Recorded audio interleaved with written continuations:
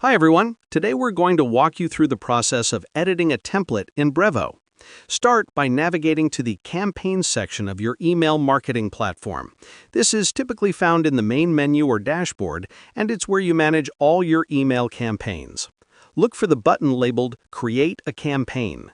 Clicking this will take you to the setup process for a new campaign. You'll be prompted to choose the type of campaign you want to create. This could include options like a regular email campaign, an automated campaign, or a promotional campaign. Choose the one that best fits your goals. Enter a unique and descriptive name for your campaign. This name should clearly indicate the purpose or theme of your campaign, making it easy to identify later. After naming your campaign, you'll be directed to the Campaign Settings page. Here, you can customize various options, including the subject line, sender name, and tracking settings. Take your time to adjust these according to your preferences. Once you've set your campaign options, move on by clicking the Design tab. This section allows you to create the visual layout of your email. Browse through the available email templates and select one that fits your campaign's theme and style.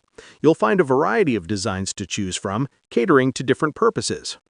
After selecting a template, you can customize it to match your brand identity. This includes adding your logo, adjusting colors, and modifying text. Make sure the content is engaging and relevant to your audience.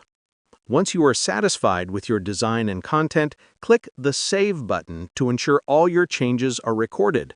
It's important to save your work regularly to prevent any loss of progress. Congratulations! You've successfully created and customized your campaign template. You can now preview it, test it, and schedule it for sending whenever you're ready. By following these steps, you'll have a professional, tailored email campaign that effectively reaches and engages your audience. Thanks for watching.